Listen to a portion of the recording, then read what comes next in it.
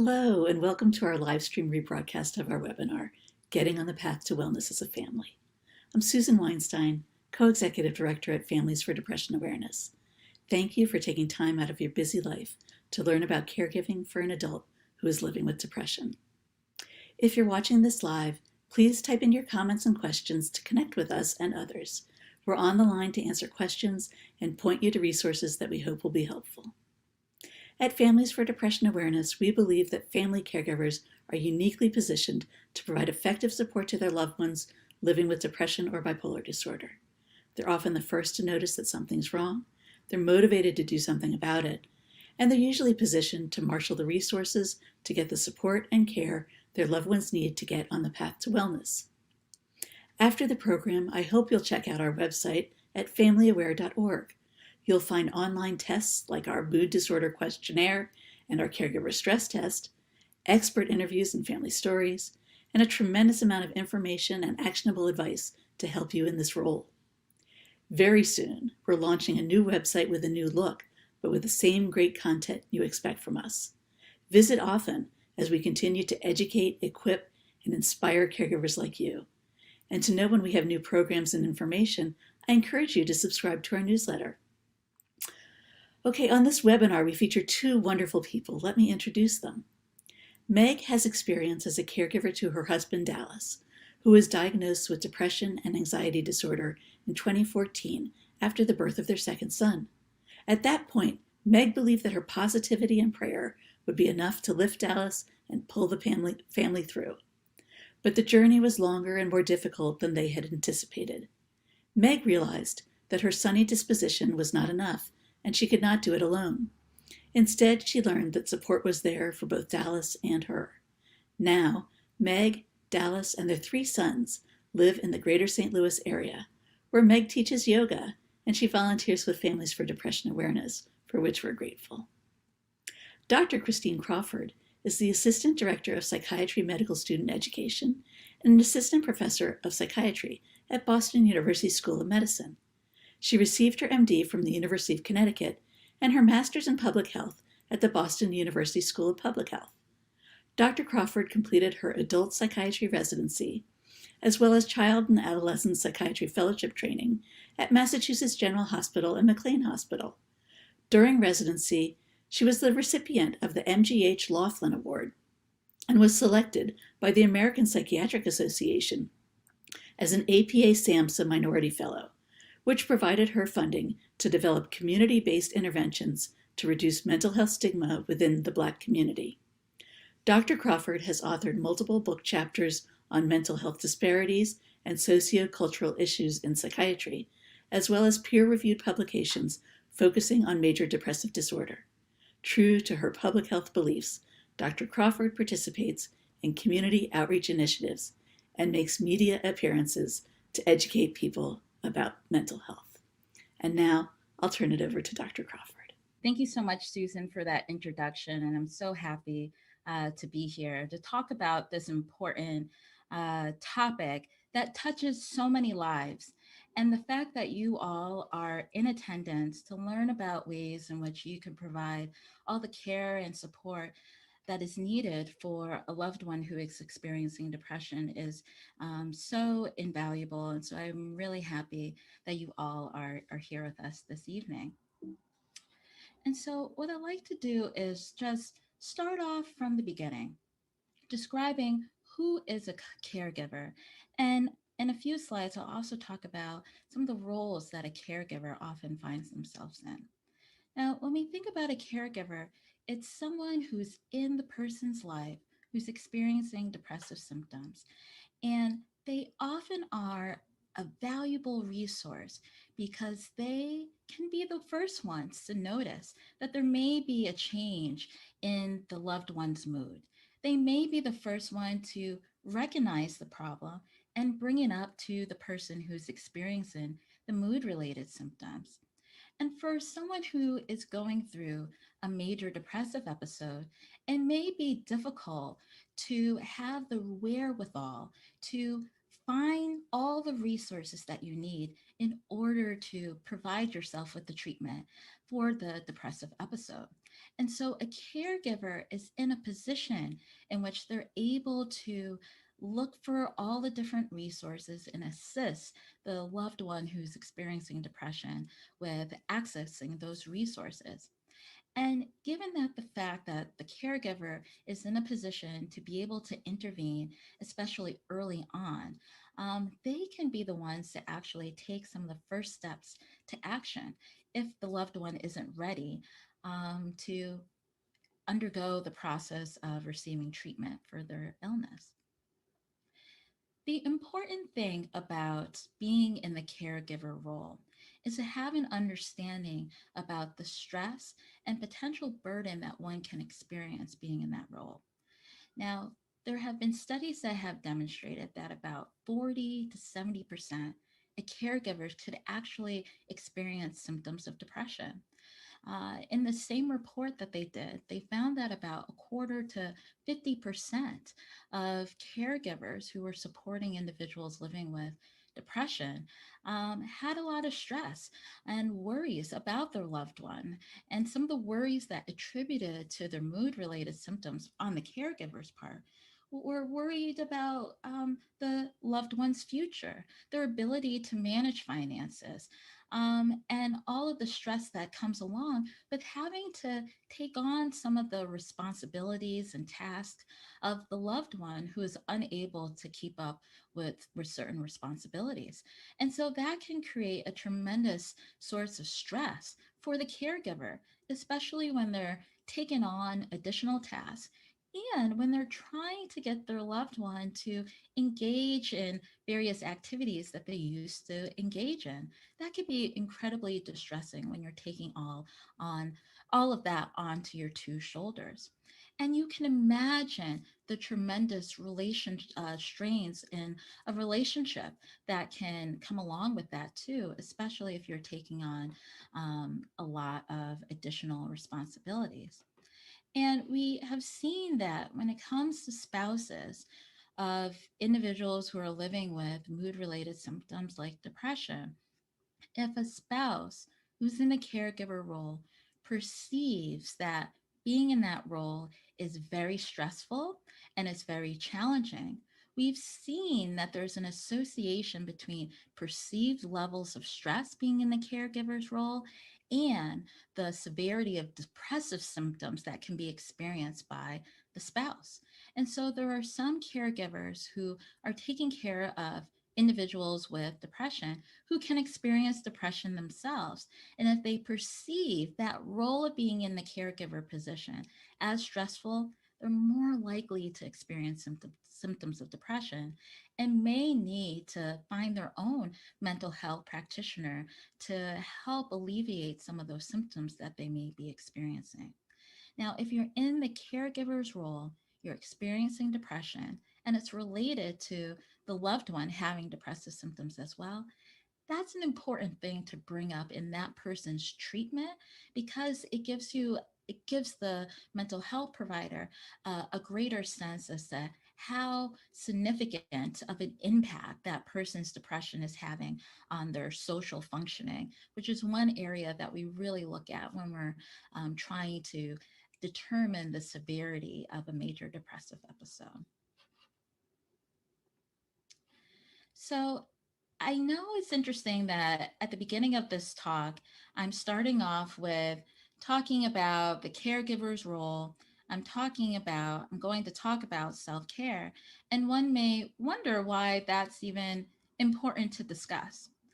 It's really important to examine the role of self care at the very beginning because if you aren't taking good care of yourself, then you won't have the capacity to be able to provide good support to someone else. You cannot pour from an empty cup. And so it's critical for people to find ways in which they can fill their cup back up so that they can give to others. You can't give to others if you have nothing to give. Okay. And on the right of the screen, you could see this image of the gas tank, right? You can't drive on an empty gas of tank. And so finding a way to commit yourself to self care, finding ways in which you can recharge and re energize. And that will look different for everyone.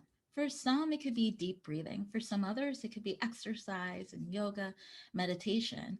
And for some others, it could literally be reading a good book or binge watching your favorite show on Netflix or connecting with friends and loved ones. And so, whatever works for you, commit to that and make it a regular part of your daily routine so that you can be there when needed for your loved one who's experiencing depression. And it's all about finding that balance too. You don't want to spend too much time indulging in self care, so much so that you're not able to meet the needs of your loved one. So it's all about figuring out what the right balance is for you. The other thing when it comes to the caregiver's role, now we talked about the importance of filling up your cup so that you'll be able to meet the needs of the loved ones that you're taking care of. Um, but it, it takes a lot of energy too, because there are a lot of things that someone tends to take on their plate when they're in the caregiver role. And so if someone is experiencing depression, I had mentioned earlier on that oftentimes the caregiver is the first person to be able to recognize and identify that there is a problem. And they may even do a lot of the research ahead of time, looking up what the different symptoms are of depression, looking up uh, mental health providers who are in the area, various forms of treatment. So that takes up a lot of energy. And also, it can take up a lot of energy to advocate for the needs of your loved one when it comes to their mental health care.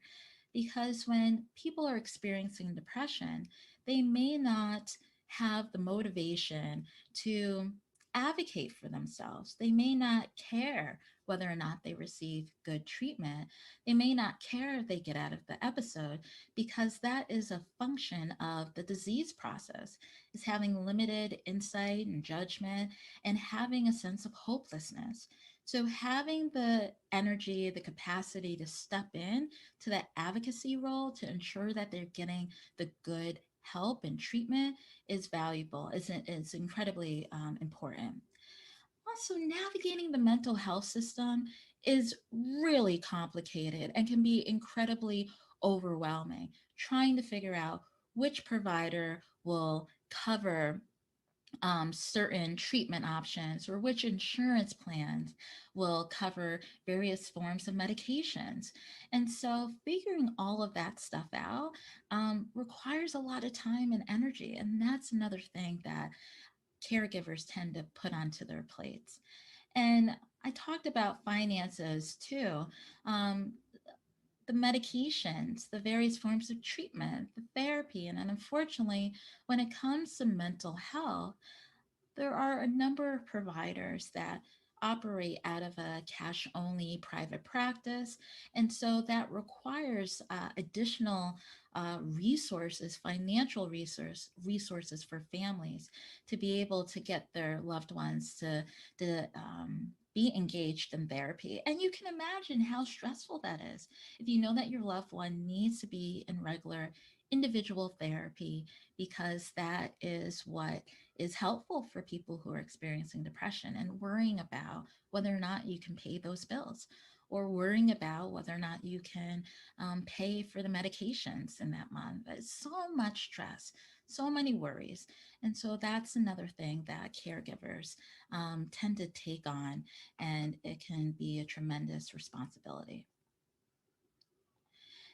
Now, I think this would be an amazing time to hear from Meg because I just described some of the responsibilities that a caregiver takes onto their plate, some of um, the stress that they may experience, and the importance of self care as well.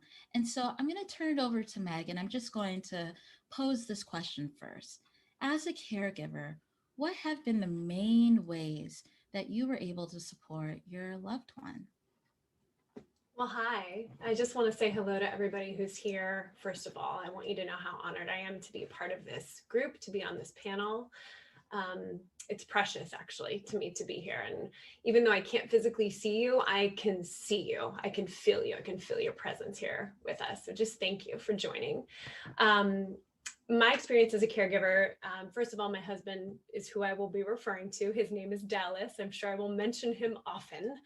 Um, I would say Dr. Crawford, Christine, hit it on the head in terms of the practical things. That would be the very first thing that I gave so much energy to just myself, because we are typically among the first to identify that there's a problem. And so I began recognizing, like, gosh, he's really sleeping in way more than he used to. He used to wake up an hour before work, and now he's like skipping out 15 minutes just in time to make the drive. And he's not even taking the meal that I packed for him. So just like noticing those things were wrong, identifying, but then what are those practical steps? And for me, it was researching providers, calling the insurance company, and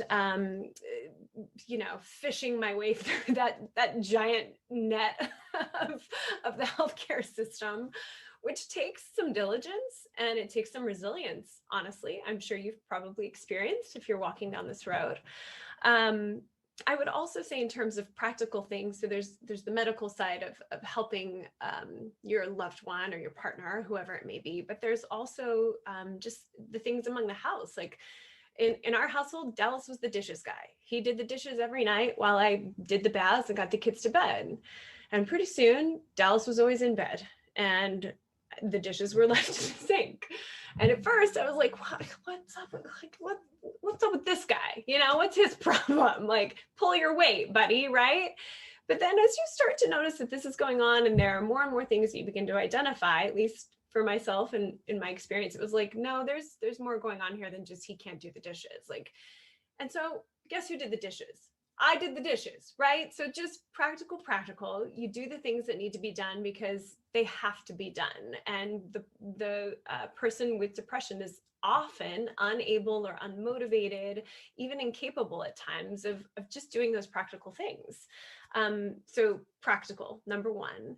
And then I think another important thing to touch on is to just simply be present with them in their pain. So I didn't get these moments with Dallas often, but when he was ready to open up, or when something was heavy on his heart and he wanted to kind of unload or talk about it, set a timer for myself. Sorry about that. I made sure to give him my attention, right? So if I was in the middle of doing the dishes, I would stop doing the dishes and I would give him my full attention and really just try to be present and hold space with him when he was able to go to that vulnerable place. Because I think oftentimes there's just this numbness, there's a malaise. And so when he was ready to open up, to actually be there, right? To not be dismissive, I think is very important. So practical things, be present with them in their pain. And then I think another thing that I just want to encourage you guys in is don't take it personally, right?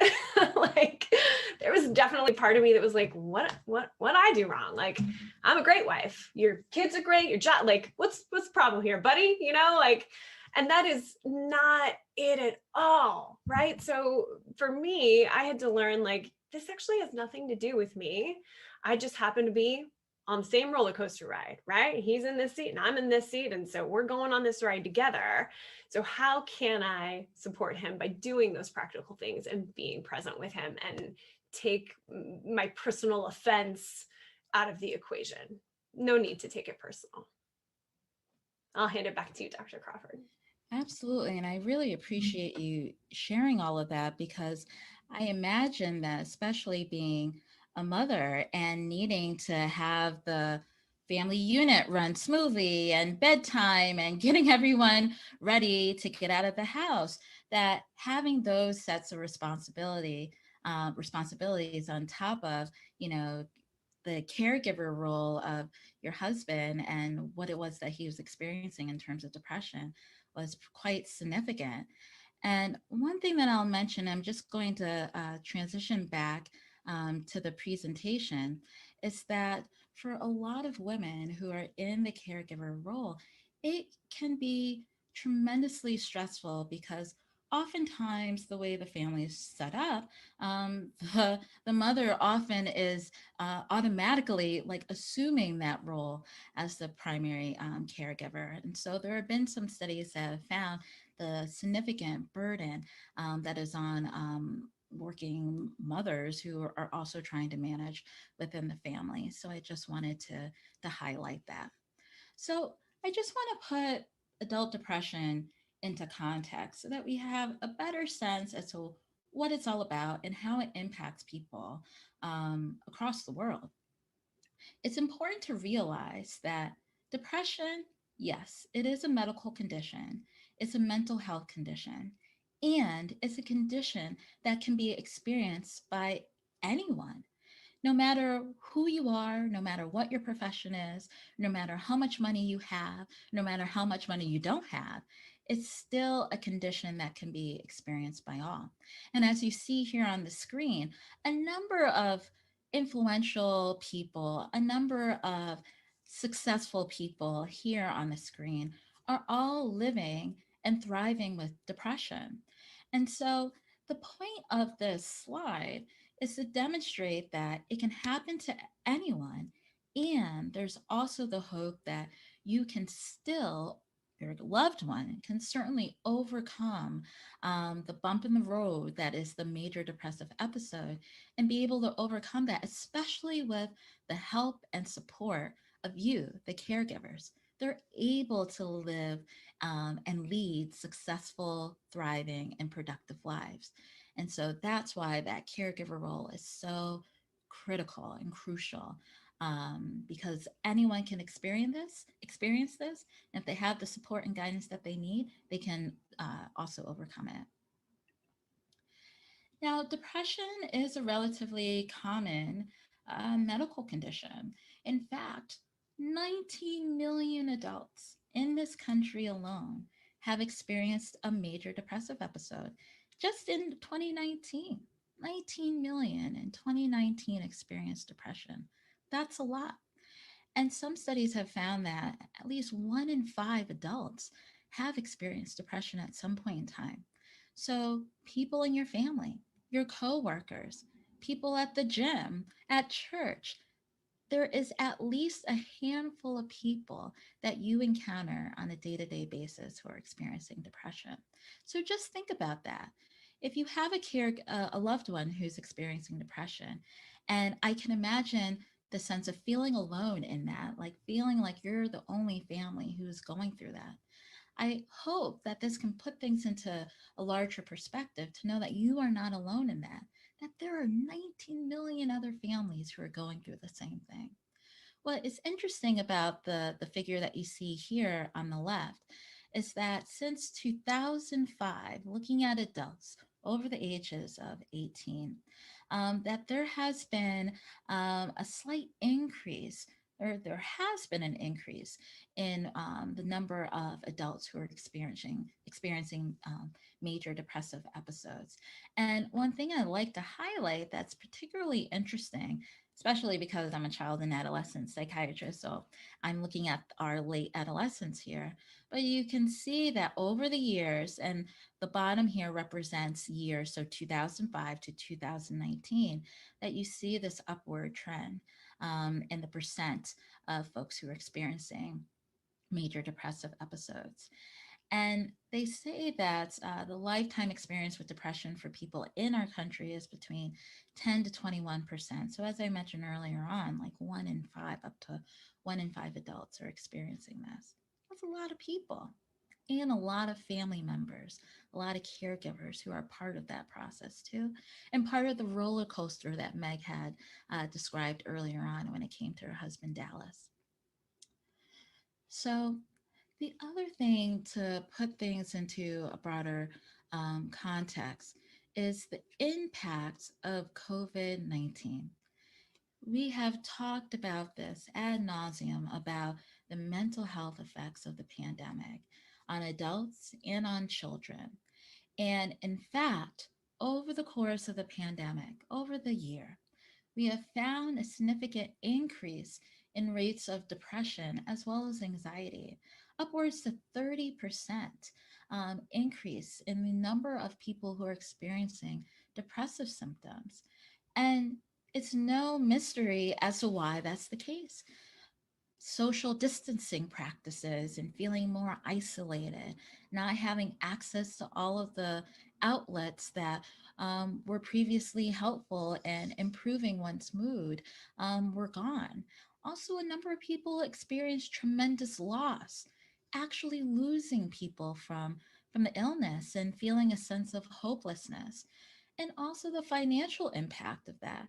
A number of people lost their jobs. A number of people were forced to work from home while also managing, taking care of their kids who were doing remote learning, a tremendous amount of stress.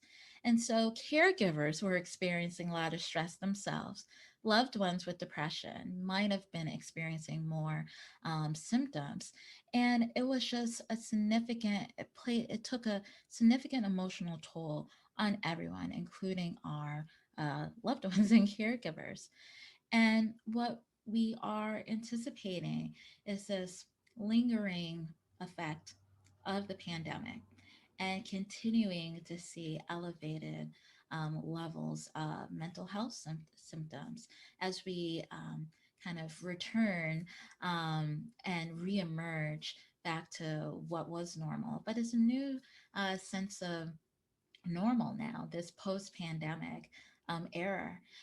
Era, and I've been really encouraged by the fact that the pandemic highlighted the importance of talking about mental health, talking about depression, because it seemed as though it was finally something that everyone was able to identify with, that everyone was able to have a better appreciation and understanding of what it is like to feel hopeless, of what it is like to feel overwhelmed and sad.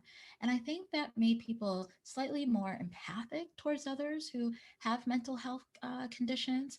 It made people more open and willing to discuss some symptoms that they might have been experiencing. And so I hope that is something that will continue, just these ongoing conversations about mental health, and hopefully a way to kind of normalize um, mental health conditions such as major depressive disorder.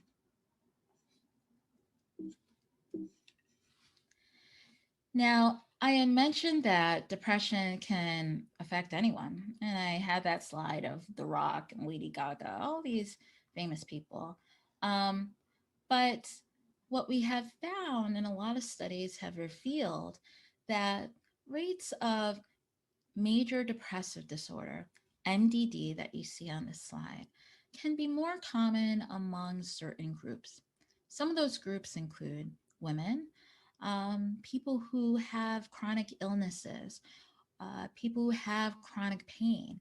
And we know that um, it's not just a function of the medical illness that someone may be experiencing that is making someone feel sad, but there also appears to be some biological overlaps that make it such that when one is experiencing the stress of a medical illness, it can predispose some folks to depression, which I'll touch upon a little bit later on. People who have a history of trauma, as well as people who are in the when it comes to gender identity, they're in the minority, as well as people who are identified as sexual minorities, can also experience significant levels of depression. And it's not because there's something innate about a person who has a particular gender identity or sexual orientation, but it could be a function of some of the bullying that they might have experienced, or some of the trauma that they might have experienced that may have further contributed to some of their depressive symptoms.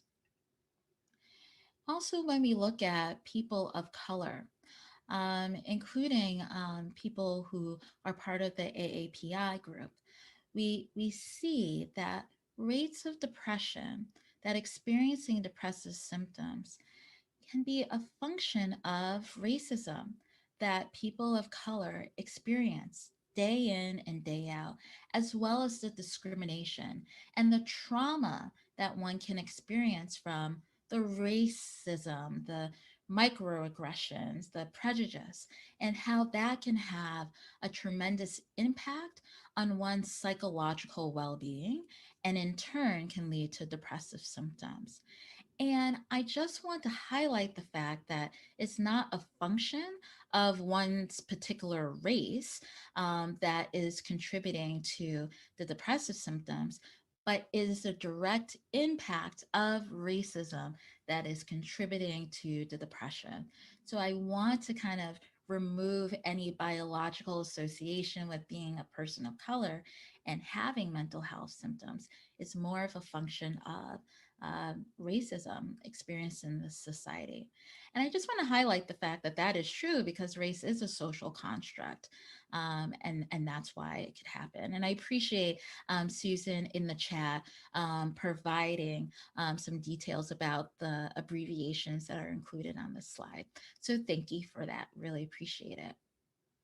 Additionally, when we talk about the trauma that's been experienced by people of color, um, we see that people of color can endure ongoing trauma by all the various images that are portrayed in the media, whether that's in the news, whether that's on social media, especially when we're reflecting on George Floyd last year and constantly seeing videos of this man underneath the knee of a police officer.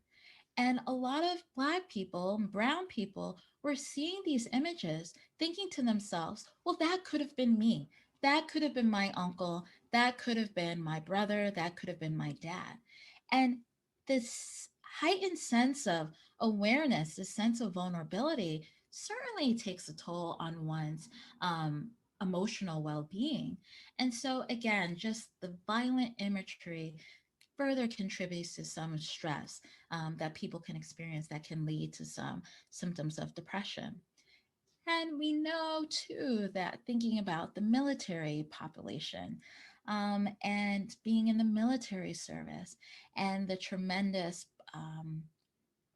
toll that that can have on someone's emotional well-being and the psychosocial burden that that can create on a person who actually was deployed. But it's not only the impact that it had on the person who was in the military, who was deployed, but also on their spouses and their children.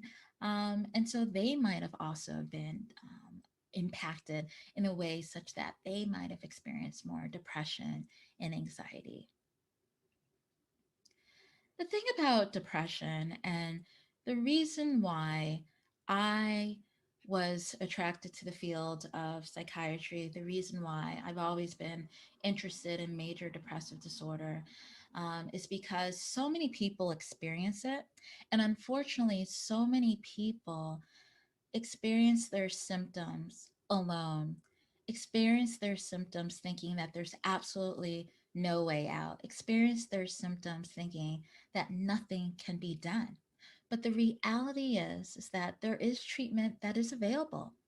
And when people receive treatment for the depression, whether that is with medications alone or being engaged in a form of therapy or doing both, and doing both is kind of the best way to go. There's a lot of evidence doing both therapy as well as medication.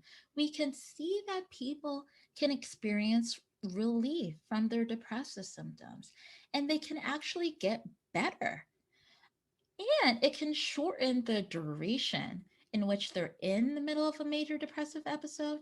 And treatment can also reduce the frequency at which one experiences major depressive episodes throughout their life. Um, and if medication and therapy doesn't work for some people, there are other options, other treatment options that are widely available for folks. And so if one form of treatment doesn't work, it doesn't mean, oh well, I put my hands in the air and that's it. No, there's lots of different options. And so this is a role that the caregiver can take on in the way in which they support their loved one. Because it can be quite frustrating when people are trying different forms of treatment for depression and things aren't working, to have the caregiver step in and say, well, I know that you tried this one medication.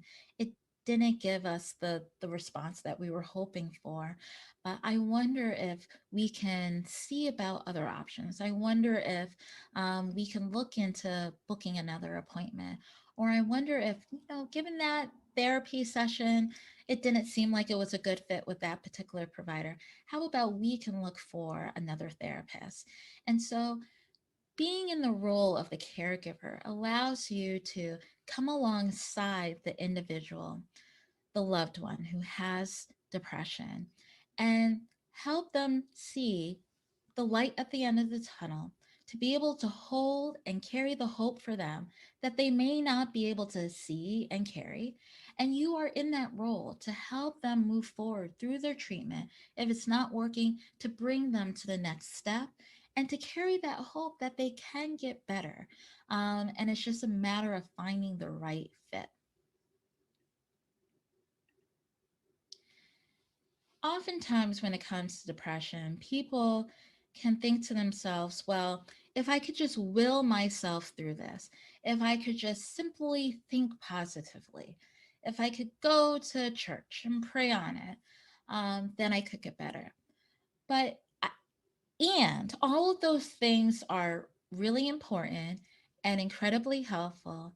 And at the same time, one could experience ongoing symptoms, more severe symptoms, despite their best efforts to take matters into their own hands. And so I think it's really important for people to realize that delaying treatment doesn't help, that you can do all of those things, exercising, talking to your spiritual leaders, and you can talk to your primary care doctor, you can talk to a mental health provider at the same time.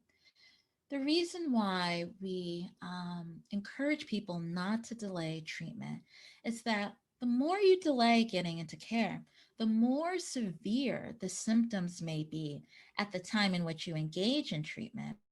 And the symptoms may be so severe that you may need more intensive supports. If you delay treatments, not only are the symptoms more severe, but you increase the likelihood that it may be more difficult to actually treat that episode, that it may be more difficult to find the right medication to reduce some of the symptoms. Um, and also, if you delay treatment and your loved one isn't getting the help that they need for depression, it may make it quite challenging for them to be able to manage some medical conditions that they already have. If they aren't, if they're feeling hopeless about the future, or they don't really see that they need to get help because they don't want to be a burden to anyone else, it may make it more difficult for them to take care of their physical self and be able to address some of their underlying medical issues. Um, and delaying treatment, it gets in the way of functioning. It gets in the way of being able to have meaningful relationships with friends and family, to engage in work, and to feel like they're back to their usual self. And lastly, what I'll say about delaying treatment is that I'd already touched upon the fact that you can have more severe symptoms, that the duration of the episode could last longer, but also it can potentially increase the likelihood of having additional episodes. So increasing the frequency at which one experiences depressive episodes. So, being in that caregiver role, if you notice something, you're starting to notice these changes, and you brought awareness to your loved one about it, it's so important to have the conversation about ways to get the person to get into help. Now, I'm just going to expand upon some basic things regarding depression. And before we get into that, I think this would be a really great opportunity to hear from Meg once again.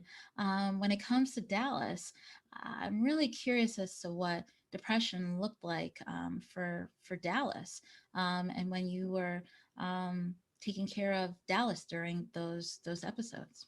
Sure. Well, it was not a pretty time. I mean, it was very heavy for sure. And I would say it was kind of a slow spiral into that deep, dark place, is how we like to refer to it.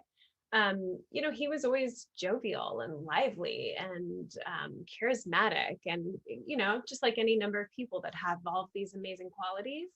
It was almost like one by one, all those amazing qualities were going into hiding, like they were retreating. I didn't ever see those aspects of who he was in that regard anymore.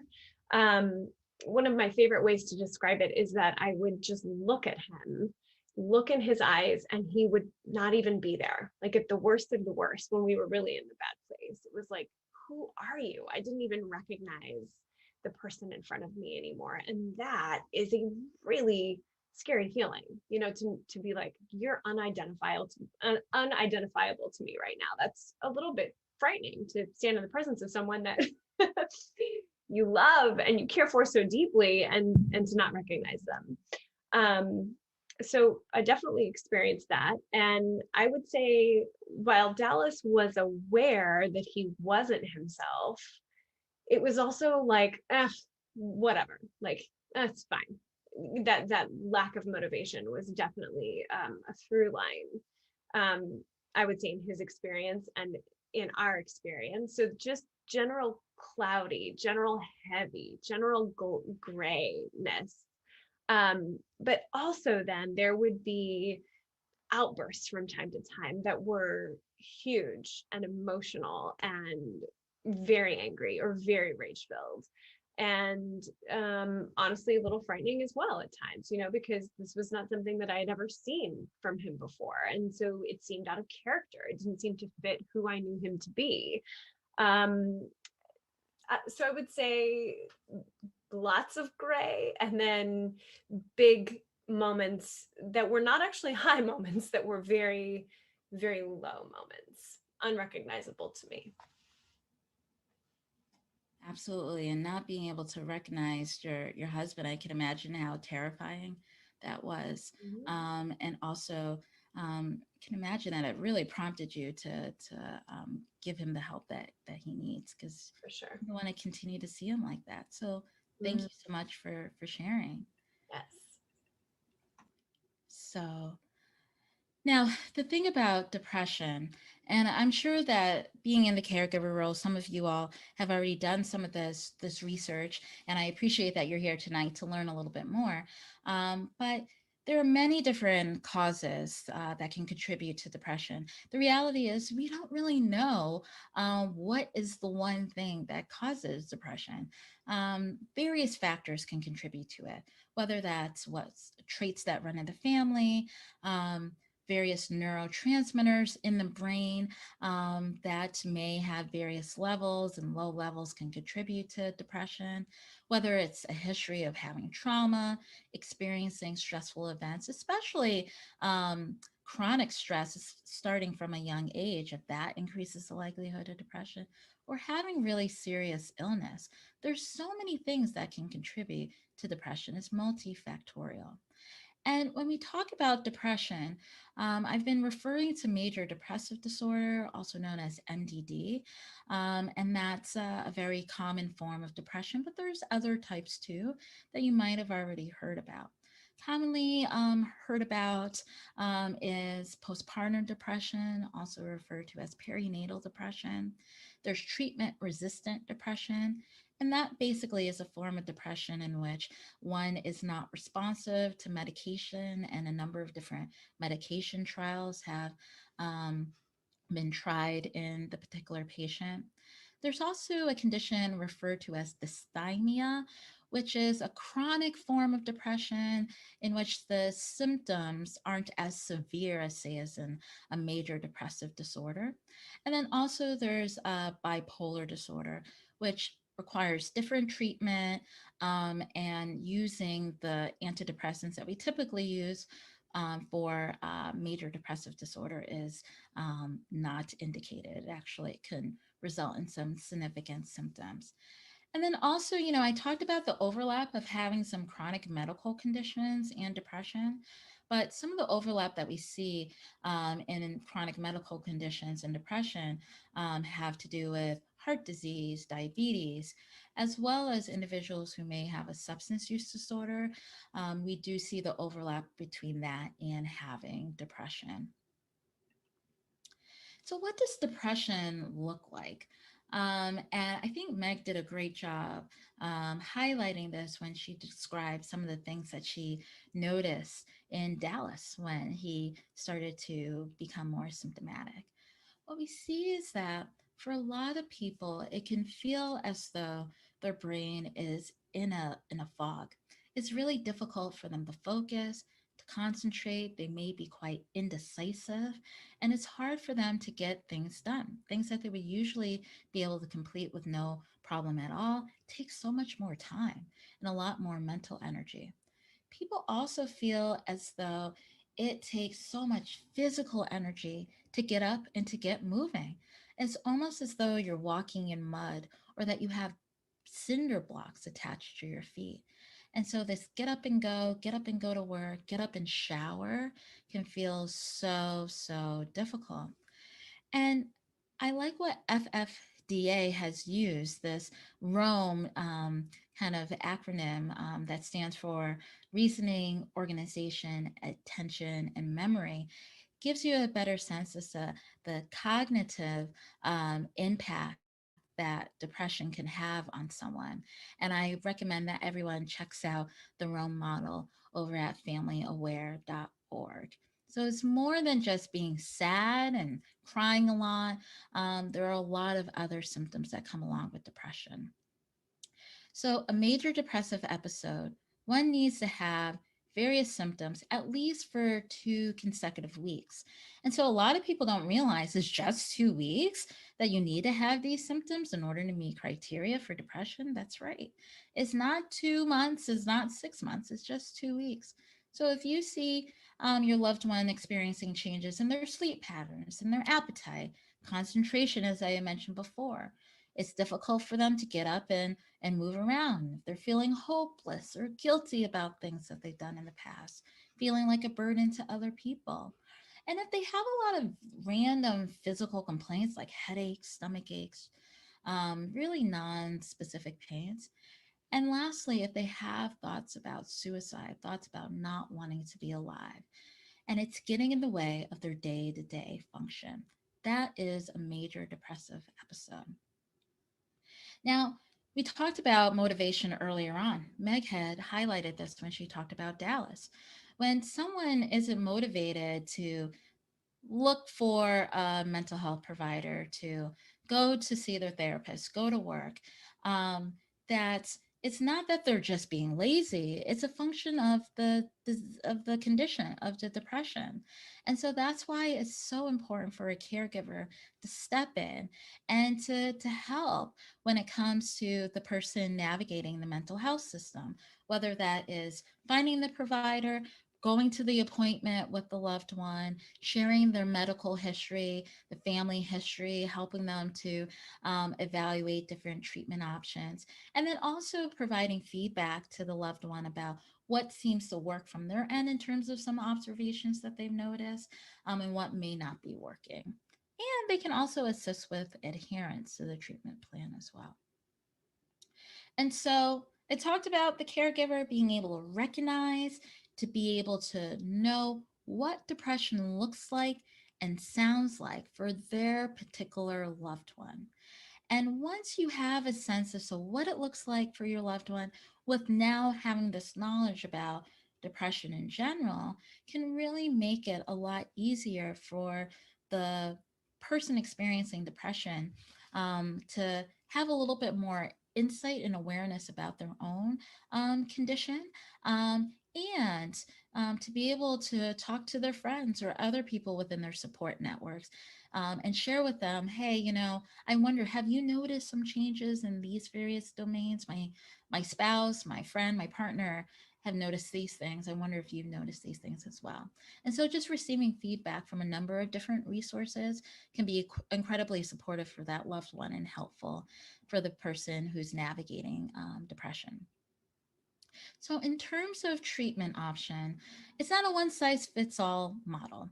And that pertains to medications and various forms of therapy. And so, for some people, just being in talk therapy alone works. And for some people, just taking medication is sufficient enough. But we do know that the two together, therapy as well as medication, is the most important. And so, as a caregiver, one of the roles that you can play is helping the person to make a decision around their treatment, and not to make the decision for them, but help to make the decision with them. And so that you can be aligned with their concerns and as well as their goals. Um, the other thing as well is that when it comes to the initial evaluation that they may have with a mental health provider, there are a number of things that take place during that initial assessment or the evaluation. Speaking from the lens of a psychiatrist, there could be blood work that's associated with the evaluation for coming in to check out about some depressive symptoms. They may opt to do a physical exam, and that's because there are a number of medical conditions that can present with some symptoms of depression. So, medical conditions like hypothyroidism, in particular, can result in some depressive symptoms. So, they just want to rule out any underlying medical issues. The family history, and also getting a better sense about the social history of the individual, what they do for work, who they are as a person, so they can get a more holistic view of the patient rather than just looking at their symptoms. And then some evaluations include a cognitive evaluation, because as I described earlier, depression can really have an impact on your cognition. And so they just want to make sure that there isn't an underlying different type of cognitive impairment that may be contributing to the presentation. As a loved one, what you can do, especially if you have someone who's a little apprehensive to talking about their depressive symptoms, a little apprehensive to seeking out treatment, is perhaps you can encourage them to fill out this online screening tool that is available through FFDA. And you could see the website there.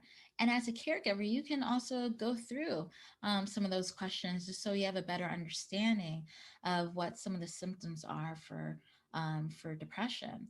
Talking to the primary care doctor is so important too.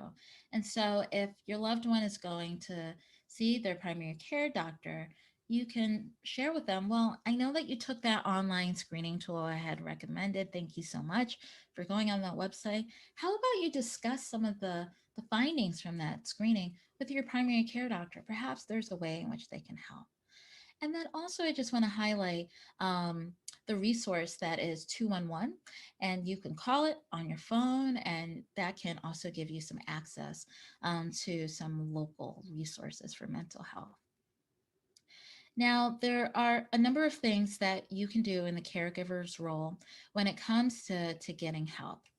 One thing that you could do is you can help to narrow down potential providers for the individual. It's not helpful to just hand the loved one this long, lengthy list of different providers in their area. That could be incredibly overwhelming. It's not enough to tell your loved one, oh, well, I guess you should just call the number on the back of your insurance card. There's a section that says behavioral health. That can be overwhelming too. Waiting on the phone, um, having to talk to the person on the other end. It's a lot.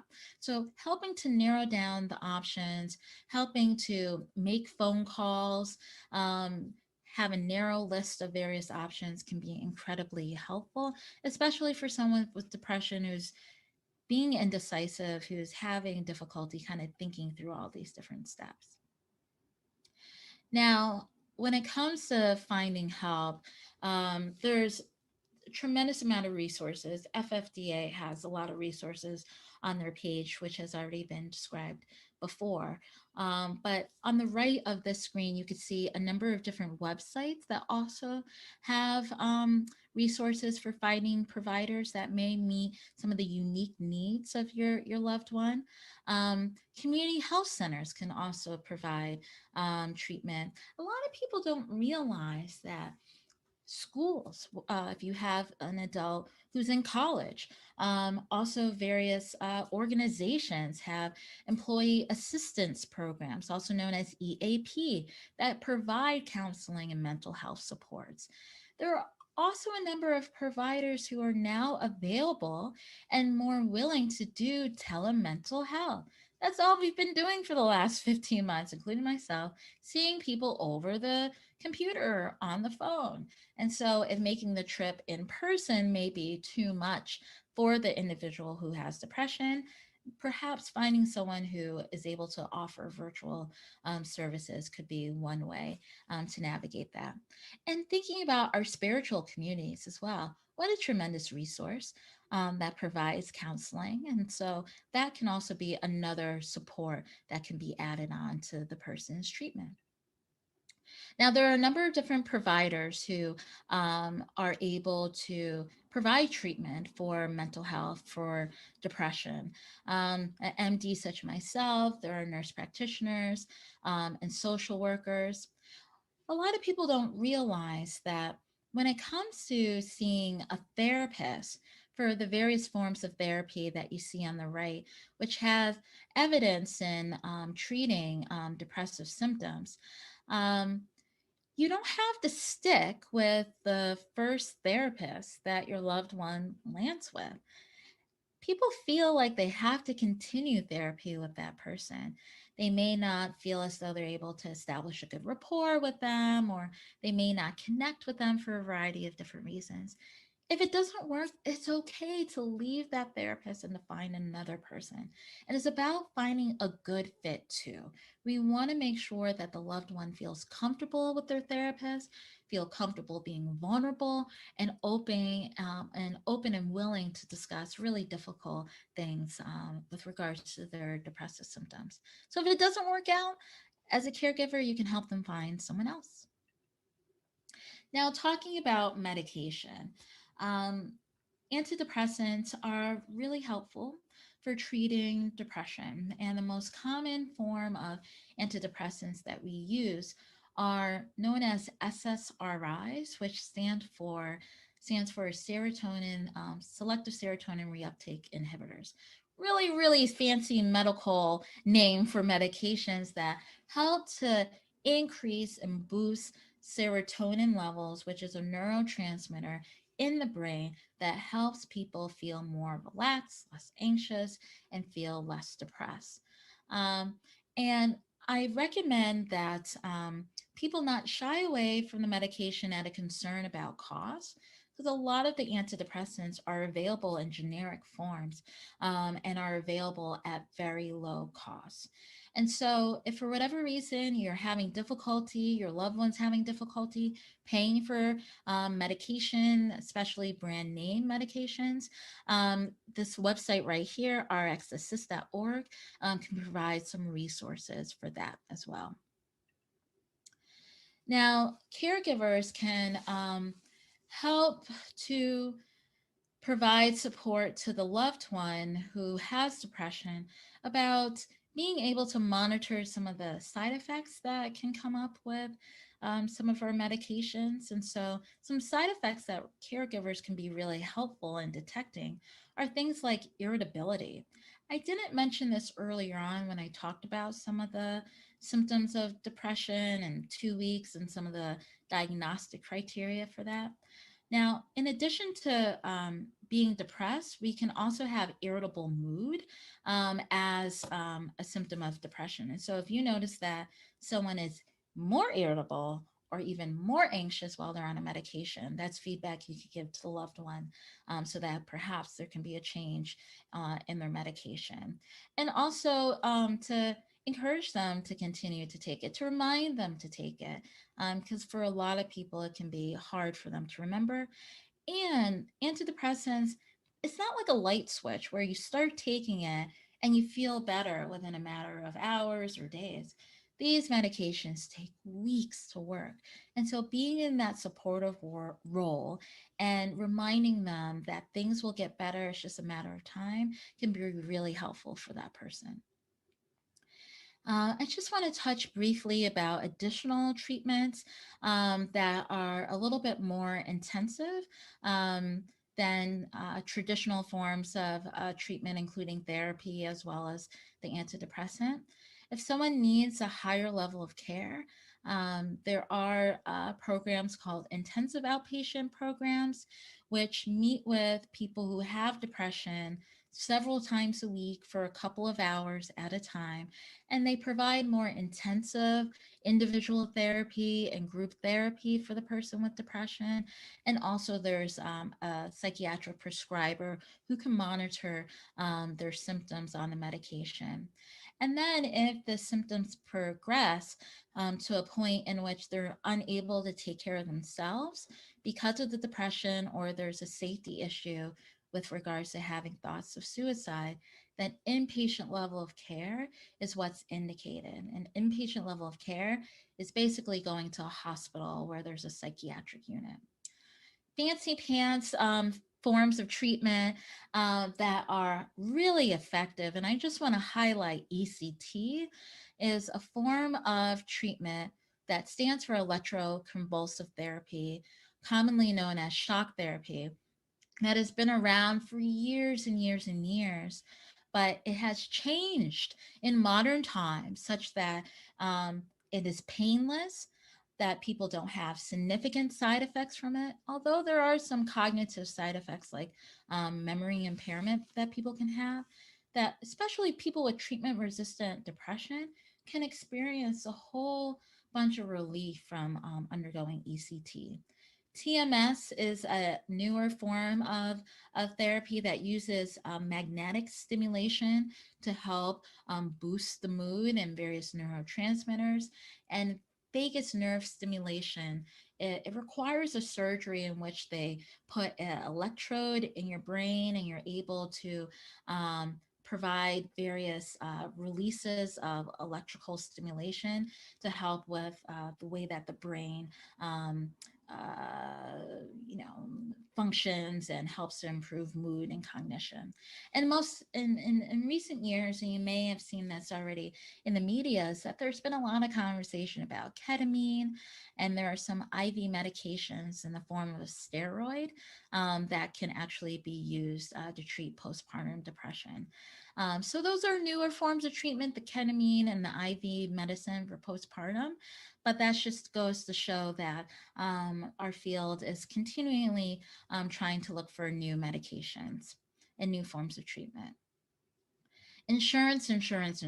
Now, that can be a big thing when it comes to especially more intensive levels of care for and treatment for depression.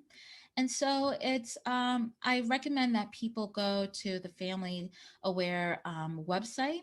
There's a whole list of resources when it comes to navigating the insurance issue, especially if you are having to pay out of pocket, your insurance company isn't reimbursing for an inpatient stay or various form of treatment. To be able to look into this website for some resources on how best to navigate that. Now, if people don't have insurance, one thing a lot of people don't realize is that some mental health providers have sliding scales available. So if you're not able to pay the full fee for individual therapy, for example, they may have a conversation with you about what it is that you can afford based on your income. So I do want to highlight the fact that sliding scales are commonly available in a number of mental health outpatient clinics. Also, the community health centers have behavioral health clinicians who are able to provide support. Schools also have counseling services as well. And so I highlighted earlier on about all the different websites in which one can find a provider, as well as rxassist.org if there are any issues in terms of paying for medications. If one has any safety concerns, and what I mean by safety concerns is having worries that the loved one has thoughts about harming themselves in any way, you always want to check in with their mental health provider. Call the emergency 911 if there is an acute safety issue. Um, Certainly call 911. And also, there's the National Suicide Prevention Lifeline, and the number is displayed here that you can call to get some support and guidance around that. And so, if there's an imminent risk that the person is at risk of harming themselves, certainly do not hesitate to call 911. You can also call the police to do a wellness check on your loved one if you haven't heard from them in a while and you're worried that they might have done something just given the severity of their depressive symptoms. But if there doesn't seem to be any immediate danger, you can have a conversation with your loved one on how best to move forward. So again, a tremendous amount of resources available. These slides will be available on the website as well as this webinar. So you always will have access to go back and look up all of these different resources. So what I like to do is transition back to Meg, because I think talking to Meg is really helpful because it just puts everything into perspective, because someone who's been through it, who's lived through it. And I just wanted to bring Meg back because I'm really curious to hear a little bit more about what it was like for you as a caregiver, to touch upon a number of things that I covered in this talk. So, the first thing that I was curious to hear from you, Meg, was how did you engage in self care?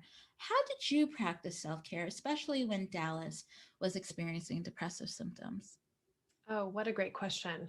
Um, I actually found yoga during that time. Mm. Um, it's something I had always poo-pooed because if I was going to get a workout, I wanted to sweat and I wanted to lift weights and run hard and fast. And I was not going to go sit in a room and breathe for an hour. There's just nothing I was ever going to do.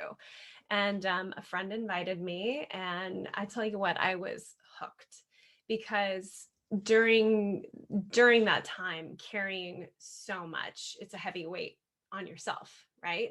And it was an hour just for me in a quiet space, without anybody else needing me, with no interruption, with no distraction. And that became just almost like my weekly sanctuary, like, oh my gosh, yoga's in 2 days. I can make it 2 more days, and then I get my hour reset. So that became for me a non-negotiable. I had to have it.